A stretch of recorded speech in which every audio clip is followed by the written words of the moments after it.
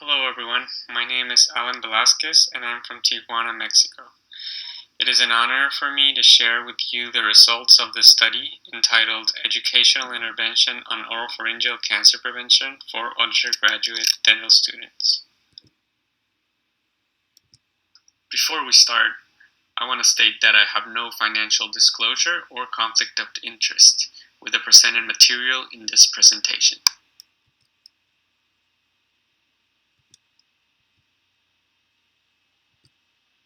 Okay, so let's go straight to the numbers.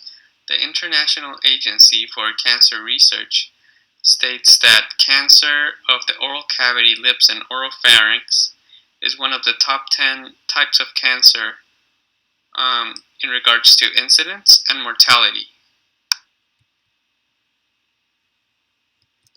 Now, more specifically, how is the situation in Mexico?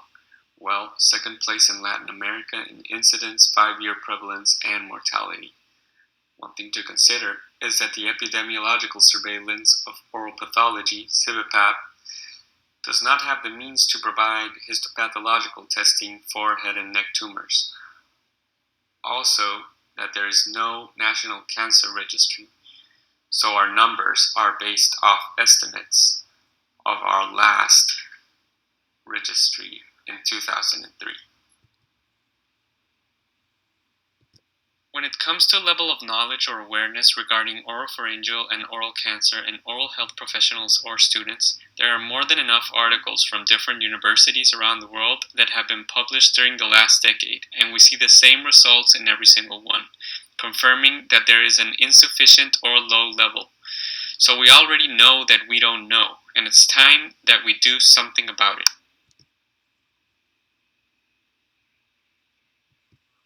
So what are the characteristics of the intervention?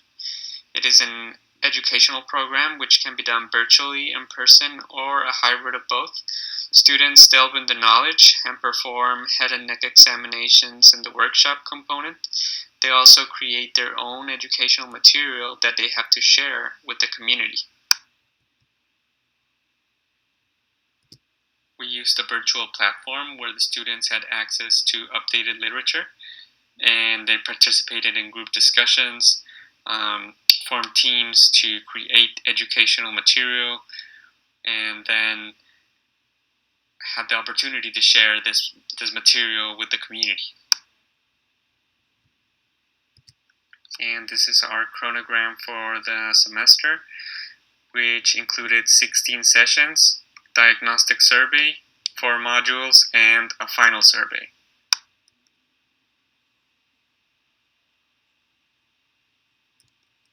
So how did we promote this course? Well, with the support from the dean, we identified students with special interest in the course and offered it as an elective with term credit value.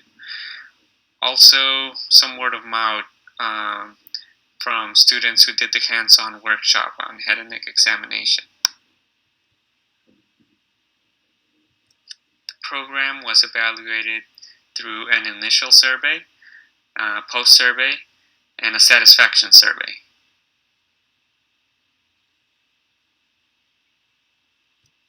And to my surprise, there was a high demand to sign up for the course. There was even a wait list for the next group, and we had 60 students, about 80% women and 20% men. Average age 22 years old, and they were from different semesters, from 6th to 9th. Now I'm going to share some of the results from the survey. In this question, we asked, how confident do you feel to perform an exam for the early detection of oral and oropharyngeal cancer? Before, they felt about 44% sure. After the intervention, it went up to 70%.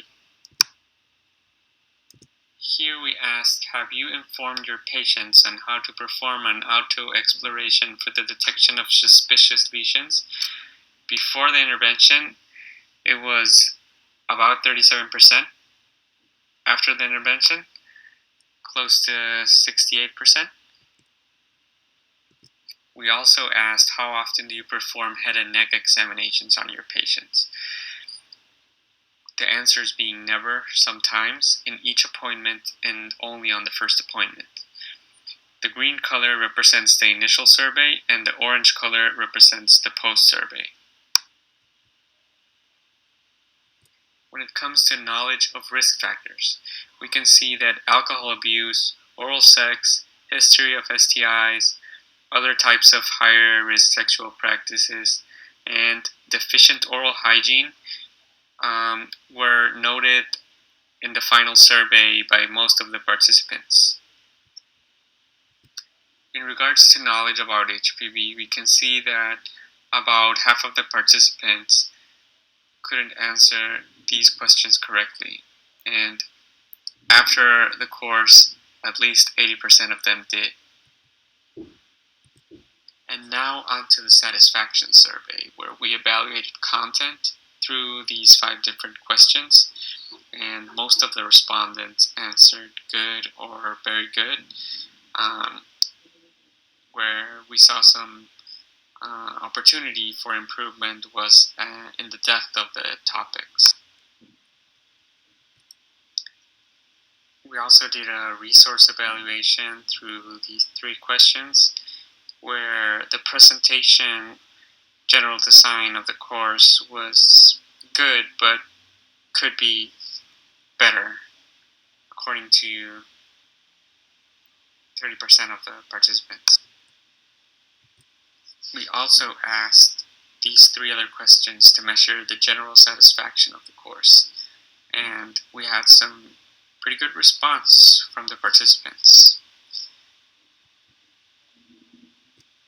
So, as a conclusion, upon the evident lack of knowledge of this disease, not only from future oral health professionals but also from the community, there is an urgent need to train health professionals, especially oral health professionals, as they represent a key piece in sensitizing the population and avoiding this disease through primary and secondary prevention.